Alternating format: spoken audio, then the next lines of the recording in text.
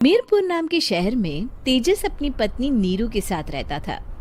पति पत्नी दोनों ही नौकरी करते थे। एक दिन तेजस गांव अपनी माँ के पास फोन करता है। हेलो, प्रणाम माँ। जीते रहो माँ, तुम दादी बनने वाली हो। अरे वाह, ठीक है बेटा, मैं कल ही आती हूँ। जब माँ जी शहर पहुंची तो बेटे बहू ने बहुत अच्छे से स्वागत किया। लीजिए माँ जी, चाय। अरे गर्मा गर्म पकोड़े ले आओ माँ के लिए। नीरू रसोई में गई और 2 मिनट में ही पकोड़े ले आई। जी ये लीजिए। बहू जादू से बनाए हैं क्या? अभी तो रसोई में गई थी। यम्मी। माँ जी, शीला रसोई में पकोड़े तल रही है, मैं बस लेकर आई। हे भगवान, मेरा धर्म भ्रष्ट कर दिया तूने। अब तो गंगा जल से शुद्धिकरण करना होगा। दूसरे दिन, माँ जी मैंने नाश्ता बना दिया है, ऑफिस जा रही हूँ। पर अभी तो घर का सारा काम पड़ा है। शीला आती ही होगी, झाड़ू पोछा बर्तन कपड़े वो सब कर लेगी। हमारे जमाने में घर का सारा काम हम ही करते थे। जी माँ जी, आप बहुत होशियार हैं, मैं घर ऑफिस दोनों नहीं संभाल पाती। तो जरूरत क्या है घर से बाहर जाकर चाकरी करने की? वैसे भी घर का काम खुद करने से घर में बरकत आती है, समझी? पर माँ जी। पर वर कुछ नहीं, इस महीने की पगार मिले फिर ऑफिस बंद है। हाँ।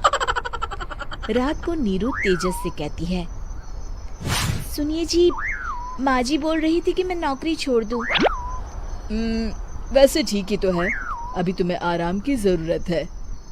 फिर भी आराम कहाँ, शीला को छुड़ाने के लिए बोल रही थी। तो अब 24 घंटे में इतना काम तो कर ही सकती हो। पर जॉब पसंद है मुझे, घर पर मन नहीं लगेगा। अगले दिन जब दोनों ऑफिस के लिए निकल रहे थे, मेरी तो कोई कीमत ही नहीं है इस घर में। माँ जी, आजकल महंगाई बहुत है, रहन सहन भी बदल गया है, दोनों नौकरी करते हैं तभी ठीक रहता है। अच्छा, तू कहना क्या चाहती है? मेरा बेटा तुझे बिठा के खिला नहीं सकता? तू ही इस घर का खर्च चला रही है, हैं? नहीं माँ जी, मेरा वो मतलब नहीं था। मतलब खूब समझती हूँ, ये बाल धूप में सफेद नहीं किए मैंने। हाँ। अब तो ये रोज का काम हो गया था। तेजस भी रोज की झिकझिक से परेशान हो गया था। एक दिन उसने कहा, नीरू, वैसे भी तुम्हें मैटरनिटी लीव मिलने वाली है, तो अभी से ही छुट्टी ले लो। पर क्या, मेरी सैलरी अच्छी खासी है। आखिर नीरू ने रिजाइन कर दिया। जब बच्चा हुआ तो घर में सब बहुत खुश हुए। कुछ दिनों बाद तेजस फाइल देख रहा था। क्या हुआ तेजस, कुछ परेशान लग रहे हो? अब हाँ, वो हमारी जितनी सेविंग्स थी वो तो हॉस्पिटल में और छठी के फंक्शन में खत्म हो गई है नीरू। और अभी वैसे मंदी चल रही है तो मैं बोल रही थी कल मुन्ना को हेपेटाइटिस का टीका लगवाना है। नीरू, क्या पोस्टपोन नहीं कर सकते? नहीं जी, बिल्कुल नहीं। अब तेजस को समझ में आ रहा था कि उससे गलती हुई है। पैसों की कमी का असर घर के माहौल पर भी पड़ रहा था। अगले दिन, बेटा मेरा चश्मा और ये दवाइयाँ ले आना, पर्चा देते हुए माँ जी ने कहा। जी। तेजस, मुन्ना के लिए दूध का डिब्बा और डायपर भी ले आना, और ये किराने के सामान की लिस्ट है, इसे भी लाना है। तेजस गुस्से में लिस्ट मरोड़कर फेंकता है और चिल्लाता है, पैसे क्या पेड़ पर उगते हैं? ये ले आना, वो ले आना। अरे पर ये जरूरत का सामान ही है। वो गुस्से में बिना कुछ कहे ऑफिस चला गया। अरे लंच तो ले जाइए। नीरू दौड़कर डिब्बा पकड़ाती है। एक दिन खाना खाने के बाद, नीरू, अब तो मुन्ना कुछ बड़ा हो गया, तो अब तुम वापस ज्वाइन कर लो ना जॉब।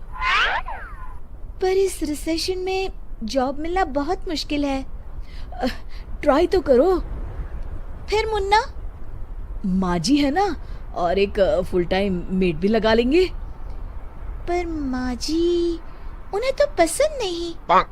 तभी माँ जी वहाँ आ जाती है और प्यार से नीरू के सर पर हाथ फेरते हुए बोलती है, अब मेरी समझ में आ गया बहू, पहले के और अब के समय में अंतर है। तुम काम शुरू करो, मुन्ना की जिम्मेदारी मेरी। मेरी प्यारी माँ जी, ये कहकर नीरू उनके गले लग गई। शिक्षा, परिवर्तन संसार का नियम है, हमें भी समय के साथ चलना चाहिए। उम्मीद है कि आपको हमारी ये कहानी पसंद आई होगी।